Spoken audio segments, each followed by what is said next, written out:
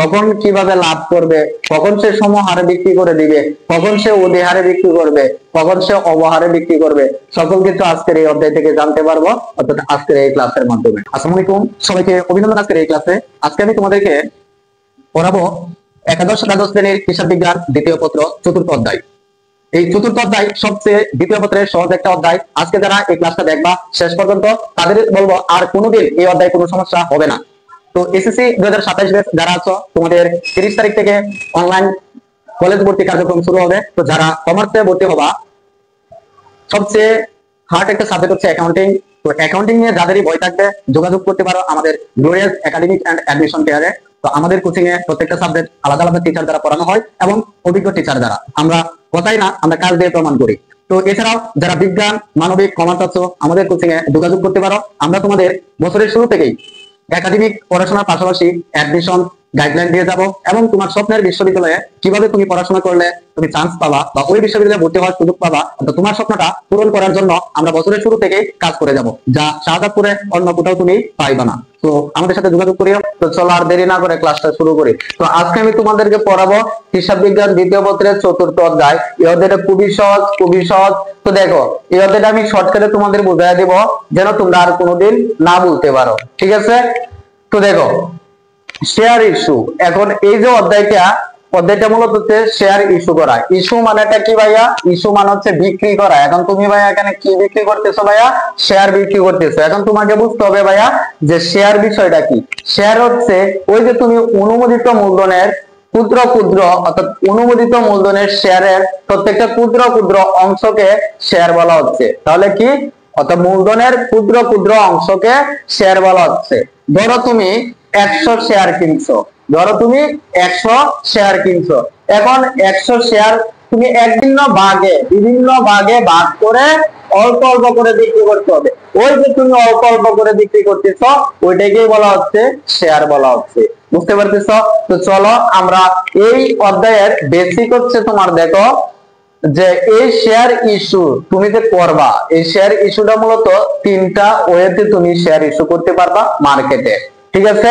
তো এই শেয়ার সম্পর্কে তোমাদের কনসেপ্ট আছে, কারণ এই বর্তমান যুগ একটা মিডিয়ার যুগ। এখানে শেয়ার বাজারের সম্পর্কে তোমরা অনেক ধারণা বা অনেক কথা শুনছো। তো আজকে তোমরা সরাসরি শেয়ার মার্কেটে ক্রয় বিক্রয় করা হয়। তবে দেখো, আমরা এই অধ্যায় থেকে জানতে পারবো যে শেয়ার হচ্ছে ইস্যু করা হয় তিনটা পদ্ধতিতে। একটা হচ্ছে সমহার, আর একটা হচ্ছে অধিহার, আর একটা হচ্ছে অবহার। এখন দেখো সমহার বিষয়টা কি। সমহার বিষয়টা হচ্ছে ধরো তুমি শেয়ার কিনছো, একটা শেয়ার কিনছো 100 টাকা করে। এখন তুমি বিক্রি করবা। দেখো, একটা প্রতিষ্ঠান যে চালাই বা যে একটা প্রতিষ্ঠান দিচ্ছে, সে কিন্তু সবসময় লাভের আশা করবে, কখনো লস দিবে না। হ্যাঁ, কখনো কখনো লস দিতে হয়, যখন দেখবে তার মূলধন সব চলে যাচ্ছে তখন সে লস দিয়ে হলেও সে বিক্রি করবে। তো আমরা সমহার মানে কি, ধরো তুমি একটা শেয়ার কিনছো 100 টাকা দিয়ে। এখন তুমি কি করবা? এই 100 টাকা দিয়েই শেয়ার গুলো বিক্রি করে দিবা। এটা হচ্ছে তোমার সমাহার হবে। তাহলে সমাহার কি? তুমি যত টাকা দিয়ে শেয়ার গুলো কিনেছো ঠিক তত টাকা দিয়েই তুমি শেয়ার গুলো বিক্রি করে দিবা। এটার নামে হচ্ছে সমাহার। মানে কি? অধিহার মানে হচ্ছে ভাইয়া লিখে রাখো বেশি। এই কথাটা লিখে রাখো। বেশি মানে কি? ধরো তুমি 100 টাকা দিয়ে যে শেয়ার গুলো কিনছিলা, এখন তুমি বিক্রি করবা 10 টাকা। মানে অধিহার হচ্ছে 10 টাকা হলে, তাহলে অধিহার টোটাল অধিহার কত হবে? 110 টাকা। মানে হচ্ছে তোমার দেখো, তুমি যদি 100 টাকা দিয়ে যদি শেয়ার যদি কিনে থাকো, তাহলে তুমি বিক্রি করবা এখন কত? 110 টাকা বিক্রি করবা। এই দুটা যোগ করলে কত হবে? 110। তো 110 টাকা হচ্ছে তোমার অধিহার। অধিহার মানে হচ্ছে যত টাকা কিনেছো তার চেয়ে বেশি দামে তোমার ইস্যু করা। ইস্যু করা মানে হচ্ছে বিক্রি করা। এবার আসো, অবহার মানে কি? অবহার মানে হচ্ছে কম। অবহার মানে কি? কম। এখন তুমি ধরো 100 টাকা দিয়ে শেয়ার গুলো কিনছিলা, এক একটা শেয়ার, তো এখন তুমি বিক্রি করে দিচ্ছ কি হারে? অবহারে। অবহারে যে তুমি বিক্রি করতেছো কত? তাহলে অবহার মানে এই যে ধরছিলাম ধরো 10 টাকা, এখানে অধিহার, তো এখানেও 10 টাকা অবহারে, তাহলে টোটাল হবে 90 টাকা দিয়ে বিক্রি করে দিচ্ছ। অবহার মানে হচ্ছে কম টাকা দিয়ে বিক্রি করে দেওয়া, যত টাকা দিয়ে কিনেছিলাম তার চেয়ে কম টাকা দিয়ে বিক্রি করে দেওয়া। এখন এই অধ্যায়ের এইটা হচ্ছে বেসিক, কারণ তোমাদের সবচেয়ে গুরুত্বপূর্ণ অধিহার অবহার দিয়ে মূলত প্রশ্নগুলো আসবে। এবং এই কমার্কে প্রশ্ন করা হয় যে অবহার অধিহারের পরিমাণগুলো তুলে ধরো বা পরিমাণ দেখাও। তো এটা তোমরা ক্যালকুলেশন করতে পারবা অতি সহজে।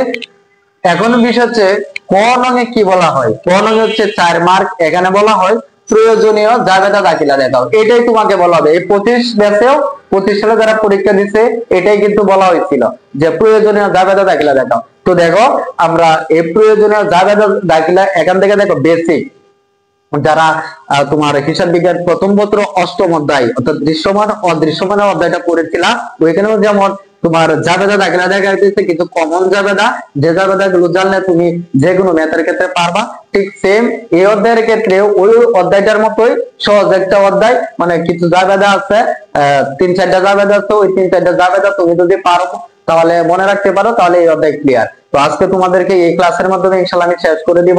দেখো একটু সময় দাও আমাকে। ওকে, তো চলো আমরা এবার প্রয়োজনীয় জাবেদা গুলো একটু দেখি। ঠিক আছে ভাইয়া, এখন আমরা হচ্ছে তোমাকে দেখাবো জাবেদা।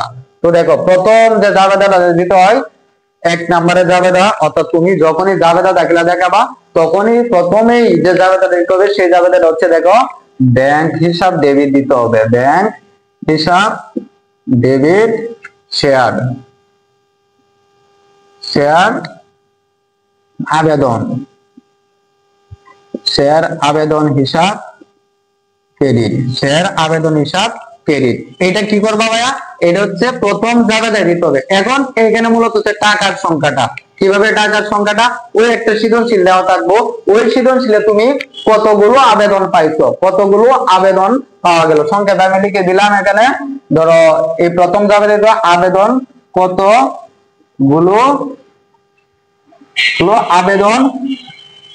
কতগুলো আবেদন পাওয়া গেল, তার জন্য জাবেদা মূলত পাওয়া গেল। ঠিক আছে ভাইয়া, এরপরে বুঝবা। এখন এই কথার মিনিংটা হয়তো একটু বুঝতে অসুবিধা হচ্ছে, কিন্তু আমি একটা এক্সাম্পল দিয়ে যখন তোমাদের প্র্যাকটিসটা করাবো তখন তোমরা বুঝতে পারবা। তো দেখো ব্যাংক হিসাব ডেবিট, শেয়ার আবেদন হিসাব ক্রেডিট, এটা কিসের জন্য জাবেদা, ওই যে তুমি কতগুলো শেয়ার তুমি মানুষের কাছে আবেদন করছে তোমার কাছে শেয়ার কেনার জন্য, ওইটার জন্য জাবেদা। এখন 2 নাম্বার স্টেপে যে জাবেদা দিতে হবে 2 নাম্বারে এসে, সেটা হচ্ছে যদি তোমার অঙ্কটা অধিহার কিংবা অবহারে হয়, যে পদ্ধতি হোক না কেন, ওইটা হচ্ছে 2 নাম্বারে এসে জাবেদা দিতে হবে। সেটা হচ্ছে দেখো যে শেয়ার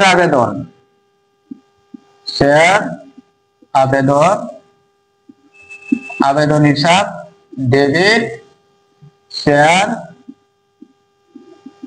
অধিহার হিসাব ক্রেডিট, শেয়ার অবহার হিসাব ডেবিট, শেয়ার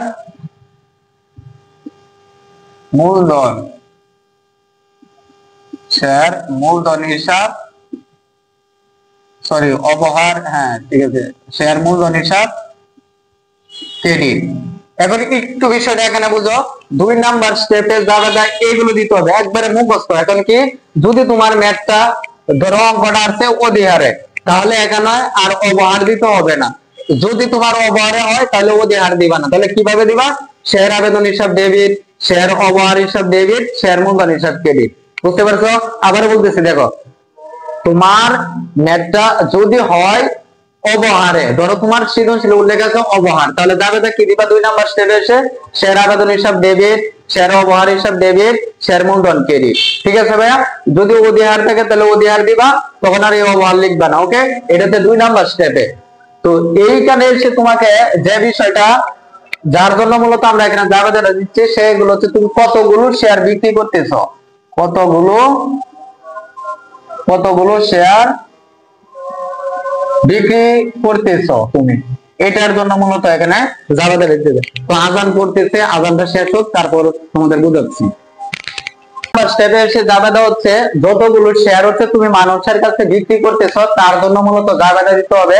সেই জাবেদাটা হচ্ছে দিতে হবে এরকম, শেয়ার আবেদন হিসাব ডেবিট, যদি অধিহারে হয় তাহলে শেয়ার অধিহার হিসাব ক্রেডিট, আর যদি হয় অঙ্কটা তোমার শেয়ার অবহারে করতেছে বিক্রি, তাহলে শেয়ার অবহার হিসাব ডেবিট দিতে হবে, আর লাস্টে দিতে হবে শেয়ার মূলধন হিসাব ক্রেডিট। এখানে আরো ক্যালকুলেশন আছে কিভাবে টাকা লিখতে হবে, সেটা হচ্ছে একটা ম্যাথ দিয়ে বুঝাবো। তারপর দেখো 3 নাম্বার স্টেপে এসে যে আবেদনটা তোমাকে দিতে হবে এখন, সেটা হচ্ছে অতিরিক্ত যে আবেদনগুলো পাওয়া যায় তার জন্য একটা জাবেদা দিতে হবে, শেয়ার আবেদন হিসাব ডেবিট, ব্যাংক হিসাব ক্রেডিট।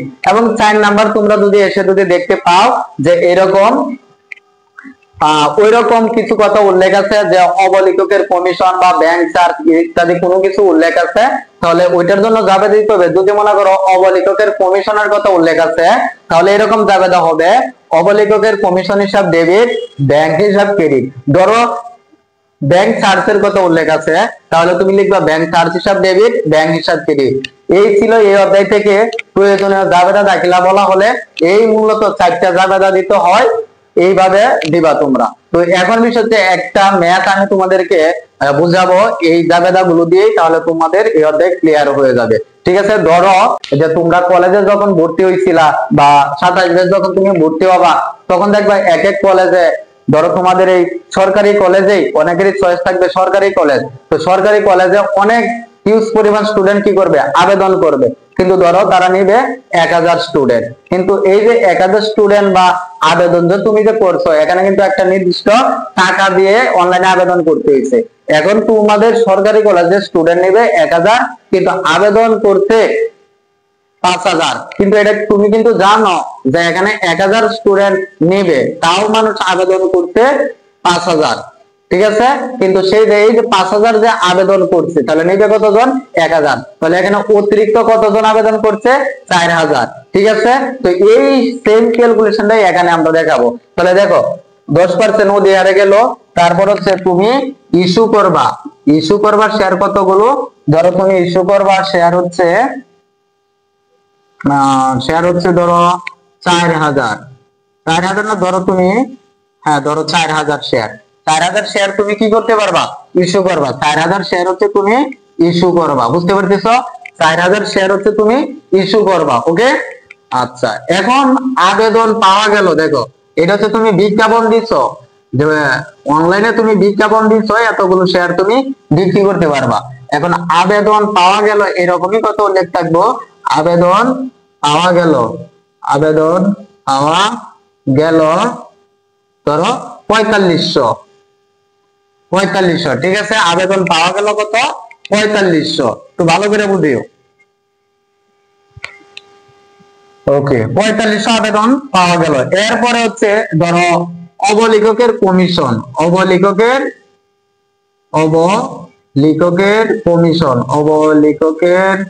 কমিশন ধরো 0.5 টাকা। ঠিক আছে, এই ছিল তোমাদের উদ্দীপক।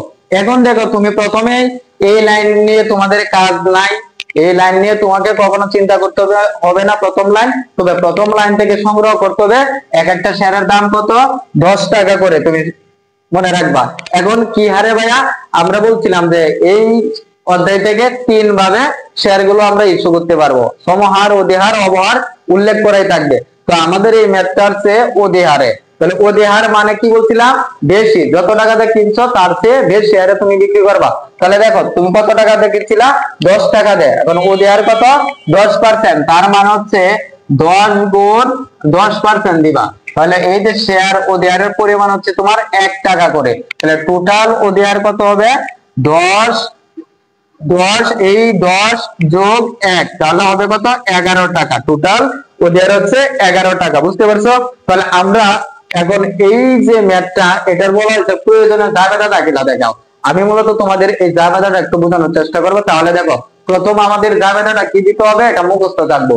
জাবেদা দিতে হবে ব্যাংক হিসাব ডেবিট, শেয়ার আবেদন ক্রেডিট।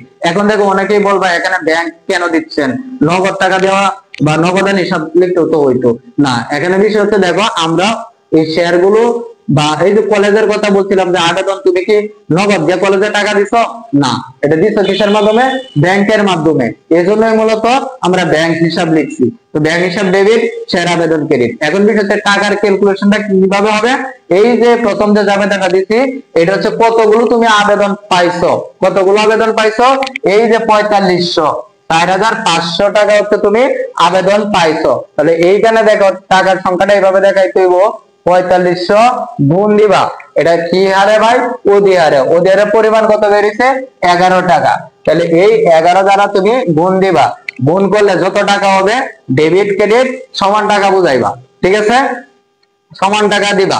তারপর চলে আসো, দেখো এরপর 2 নাম্বার স্টেপে যে আবেদনটা দিতে হবে সেটাও তোমাদের মুখস্থ রাখতে হবে। মুখস্থ কি? শেয়ার আবেদন হিসাব ডেবিট। আমি কি বলছিলাম, যেহেতু তোমার এটা ওডি হারে, তাহলে আর এই ওভারের লাইনটা দিতে হবে না, বুঝিও। তাহলে আর এই ওভারের পরিমাণের লাইনটা দিতে হবে না। তাহলে কি লিখবা? শেয়ার আবেদন হিসাব ডেবিট, শেয়ার ওডি হারে হিসাব ক্রেডিট, শেয়ার মূলধন হিসাব ক্রেডিট। তাহলে এবার আসো যে এখানে কিভাবে টাকার ক্যালকুলেশনটা বসাইবা। দেখো এই প্রথম লাইনের জন্য এই যে শেয়ার আবেদন আছে, এটার টাকা হবে এরকম যে এখন দুই নাম্বার স্টেপে যে যাবে এটার জন্য কি করতে হবে? টাকার সংখ্যাটা এইভাবে বের করতে হবে, কতগুলো তুমি শেয়ার বিক্রি করতেছো। তুমি বলো তো আমরা এখানে কতগুলো শেয়ার বিক্রি করতেছি, যে 4000 শেয়ার হচ্ছে বিক্রি করবো। তাহলে এখানে লিখবা 4000 গুণ 4000 গুণ এটা কত কি হারে? ওডি হারে। ওডি হারের পরিমাণ কত? 11 টাকা করে। তাহলে এইটার জন্য দেখো ডেবিট, শেয়ার আবেদন ডেবিট, তাহলে ডেবিটের ঘরে 4000 গুণ 11 দিয়ে যত টাকা আসবে ডেবিটের ঘরে বসাইবা। এরপর চলে আসো শেয়ার ওডি হারের পরিমাণটা কিভাবে দেখাইবা। এখানে হচ্ছে আমরা 4 দিব, গুণ দিব। দেখো ওডি হার বলতে কত পার্সেন্ট বেরিয়েছে? 10 টাকার 10% বলে 1 টাকা। তাহলে ওডি হার হচ্ছে এখানে 1 দিবা। তাহলে ওডি হার এটা কি? ক্রেডিট। তাহলে এই যে 4000 গুণ 1, এটা এই ফলাফলটা 4000 টাকা ক্রেডিট করে বসাইবা। তারপর দেখো যে শেয়ার মূলধন, এই শেয়ার মূলধনের টাকার পরিমাণটা কিভাবে বের করবা? 4000 লিখবা। 4000 গুণ তুমি এই যে দেখো মূলধন, মূলধন সবসময় মূলধনে রূপান্তর করতে গেলে সবসময় যে উপরে যে টাকাটা দেওয়া থাকবো ওই টাকা দিয়ে গুণ দিবা। তাহলে কত এখানে? 10 টাকা।